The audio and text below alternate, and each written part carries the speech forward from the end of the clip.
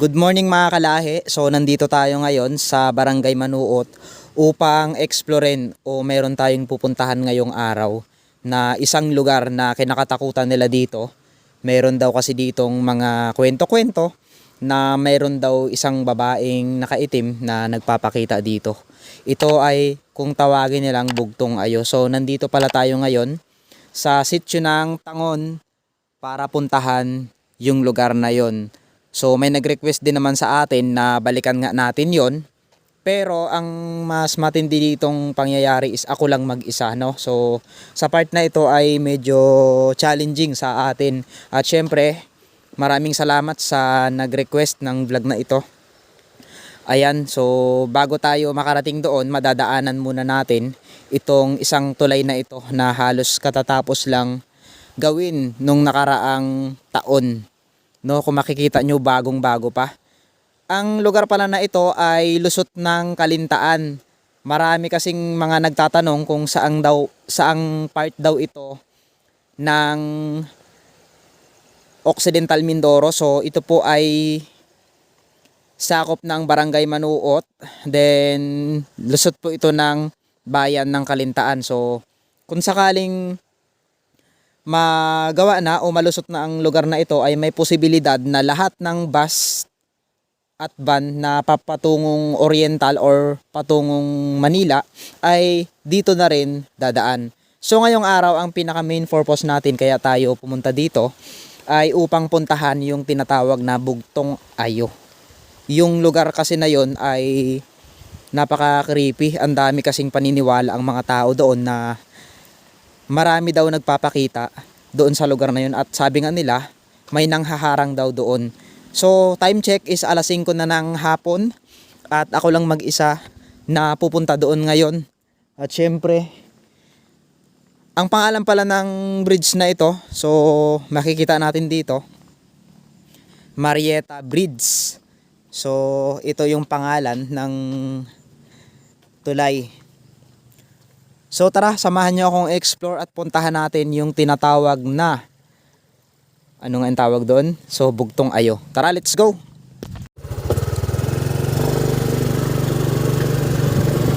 Ayan, so ngayon binabaybay natin itong daanan patungong sitio ng Tangon. So kung makikita nyo, yung dalawang bundok na yan na kung tawagin sa amin ay ang Susong Dalaga. Kasi kung makikita nyo sa malayuan ay para siyang suso ng isang dalaga. So alamin natin yung mga kwento sa susunod na araw, kung ano nga ba yung kwento, bakit tinawag na Susong Dalaga yan. So sa ngayon mga kalahi, focus muna tayo sa mga kwentong probinsya, kwentong kababalaghan, yung mga kwento na ating i-discover sa mga lugar na pupuntahan natin. Syempre, doon muna tayo magfo-focus ngayon para kahit papaano naman is magkaroon tayo ng idea sa lahat ng mga lugar na pinupuntahan natin.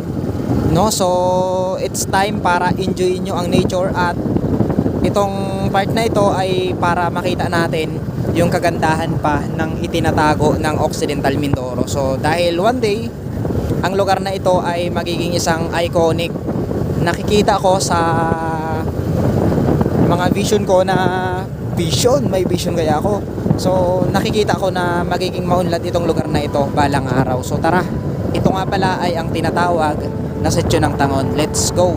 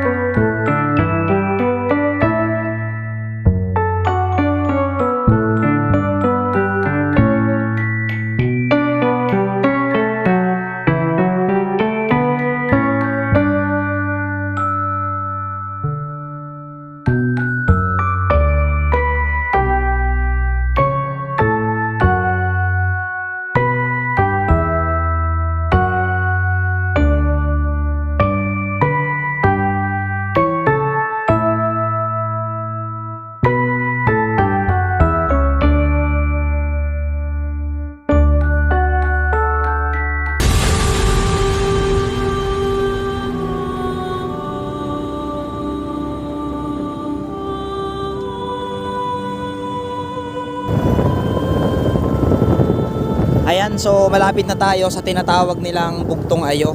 Isang katanungan din para sa akin, bakit nga ba tinawag na Bugtong Ayo ito? At bakit ganun na lang ang mga kwento ng mga tao dito? Bakit nga ba nila ito kinakatakutan?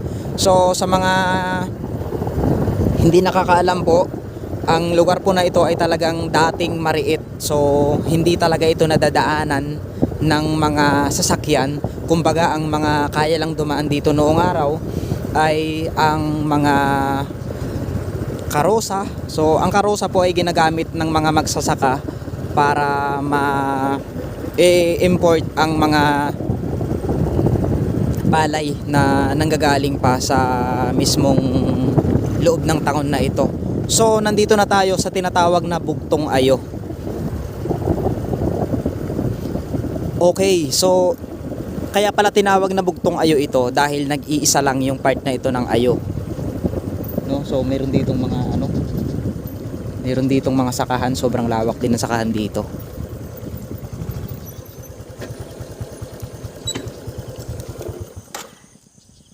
My God, so ito pala yung Bugtong Ayo.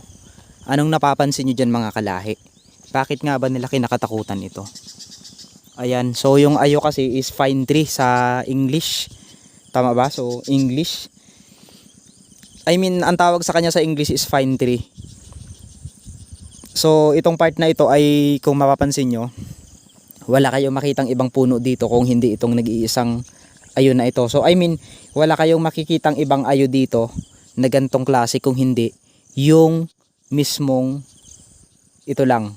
O tama ba? Correct me if I'm wrong. So bago tayo makarating sa lugar na yon, ito yung madadaanan natin. Dito pala yun yung sinasabi nilang mayroon daw mga nanghaharang na babaeng nakaitim. Ito pala yung part na yun, napakaganda pero ang creepy lang, no? So mapansin nyo ba na madilim na yung lugar? Sensya na mga kalahi, medyo madilim na yung lugar pero makikita pa rin naman natin dito yung ganda, diba?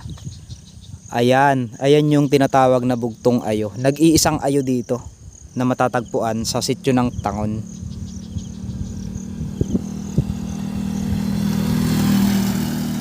Sa ngayon, ang mga dumadaan pa lang dito ay yung mga residente na nakatira dito sa Tangon at nanggagaling doon sa Amaling. Mayroon kasi silang mga sakahan dito na inaasikaso, kaya madalas hindi pa nakakarating yung mga malalayong lugar gaya ng mga taga-Kalintaan. So mayroon din naman siguro pero may purpose. So sa part pala na ito, yung dulo na ito, ay mayroon diyang isang lagusan na tinatawag. So sobrang lalaki ng mga puno dyan. So it's time naman para puntahan natin yung lugar na yon at makikita nyo at ipapakita ko sa inyo yung ganda ng tinatago ng Tangon na ito. So tara, balik tayo sa ating body.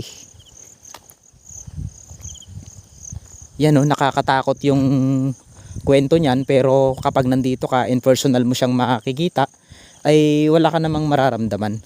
Siguro sa part na yan may mga nakatira dyan or baka may kwento dito. At alam nyo ba na sa lugar na ito daw ay marami nang namatay. So tara.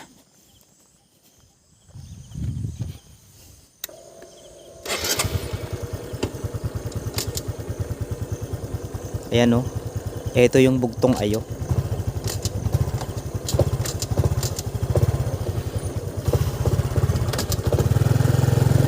So yan, habang binabaybay natin itong kalayuan ng sitio ng Tangon na ito, ay enjoy nyo lang muna yung panonood dahil dito nyo makikita yung kakaibang mga formation ng puno. Tignan nyo itong mga acacia tree na ito na sinabi nga ng ating kaibigan na century tree na daw ito dahil sa sobrang tagal na nga ng mga acacia na nakatirik dito. So napakaganda rin ng pagkagawa ng kalsada na ito dahil kung makikita nyo wala kang may isip na anumang problema kasi kung makikita nyo wala pa tayo halos mga sasakyan ditong nasasalubong o sa mga part kasi nito ngayon ay hindi pa talaga siya napapasok ng kahit sino. Ayan. Dito naman sa part na ito, ang kwento nila na mayroon daw isang lalaki dito na pinatay yung part na ito. So, nakakatakot man yung kwento, ay napakaganda naman ng formation ng mga kahoy dito. Kung nakikita nyo, grabe. Kapag ikaw lang mag-isa dito, lalo na kung pahapon tulad na to, ang oras natin ngayon ay ganap ng alas 5:17. So, hapon na talaga. Oh my God. So, dito na tayo sa part na ito. Medyo kinikilabutan ako kasi hindi ko alam kung ano yung mga bagay na makita natin dito. Ayan.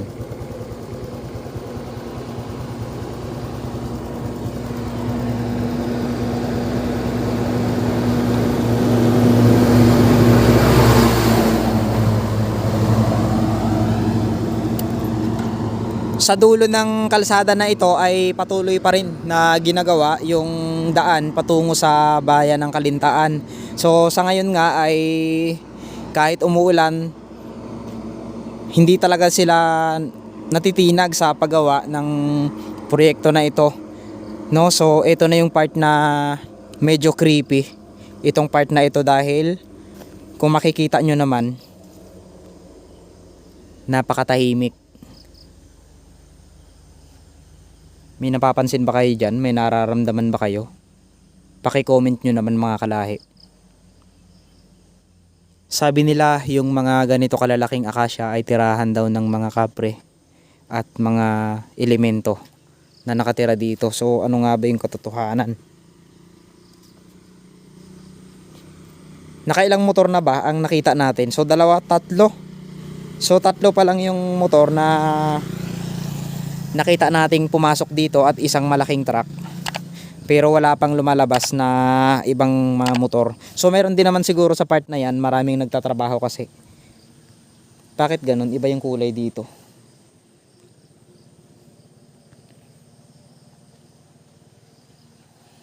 Ayan, ito na yung lugar na kinakatakutan pala nila noon.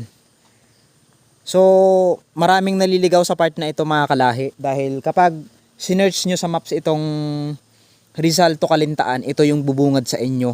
So panigurado kapag na ito ang sinundan nyo, itong ruta ng daan na ito, hindi kayo magkakamali, dahil dulo na yan ay ang Kalintaan. Pero maraming naliligaw dahil putol pa sa ngayon. So yun yung totoong kwento. Ang katotohanan talaga sa lugar na ito, maraming naliligaw dahil putol pa yung kalsada. Pero pag lampas naman natin ng ilog ay panigurado, yun na yung mismong Kalintaan. So sa panahon kasi ngayon, under construction pa. So hintay lang tayo ng mga ilang buwan bago maayos yun. At syempre, kapag naayos yun ay magiging maganda ng ating komunikasyon sa susunod na taon. So I think 2 years pa ang bibilangin bago natin ito tuluyang mapakinabangan ang lugar na ito. No, so sa panahon sa ngayon, tamang pasya lang muna tayo dito at makikita natin yung ganda na yan, 'di ba? So kapag nandito ka, pwede ka magmuni-muni, pero sa mga gantong oras siguro, yung kahit sinong tao yung tanungin nyo dito sa sitio ng Tangon, maniniwala at maniniwala kayo sa kanilang mga kwento. Ang daming kababalaghan na nangyari dito. So yun yung isa sa kinakatakutan nila. Kung mayroon lang tayong taong makausap na taga dito, maniniwala talaga kayo. Baka sabihin yung totoo nga yung kwento. Mga kalahi, maraming salamat sa panonood ng simpleng vlog ko na ito. So bago tayo umalis ay mag-aalay muna tayo ng isang barya para na rin sa kaligtasan natin at para hindi tayo sundan ng kung ano mang mga nakatira dito at hindi tayo gambalain sa ating pagtulog. So naniniwala kasi ako, madalas kasing kapag natutulog ako, feeling ko yung pinupuntahan naming lugar ay napapanaginipan ko at bumabalik kami doon. At yung mas masakit doon, yung putik, kinikilabutan ako. Yung part na lugar na yun, ang daming tumitingin sa amin. Like ito, halimbawa, mamayang gabi na panaginipan ko ito. Alam mo yung pakiramdam na ang daming malalaking tao na nakapalibot sa amin. ganun yung pakiramdam at mayroong humihila sa amin pabalik dito sa mga ganitong lugar. So ngayon mag-aalay muna tayo ng piso, isang barya, para na rin sa ating kaligtasan. Hindi tayo mababate o hindi tayo magagambala ng mga nakatira dito. Ayan, harinawang tinanggap nila ang aking ibinigay na alay. So muli maraming salamat mga kalahi sa panonood ng aking simpleng vlog na ito. Harinawa mayroon kayong kaunting kaalaman na natutunan or kahit hindi naman nalaman dito sa lugar na ito, na sa ganito pala kagandang lugar ay mayroon palang tinatagong ganda at mga tinatagong istorya na dapat nating malaman. Kung sakaling magawi kayo dito ay alam nyo na kung ano yung mga kwento at kababalaghan na nabubuhay sa lugar na ito. So yun mga kalahi, muli ako nga pala si Mr. Kalahi at palaging nagpapaalala sa inyo na kapag napagod ka ay pwede kang magpahinga, pero tandaan mo wag na wag kang hihinto, dahil ang paghinto ay palatandaan ng isang pagsuko. Muli, mag-iingat po kayo and God bless.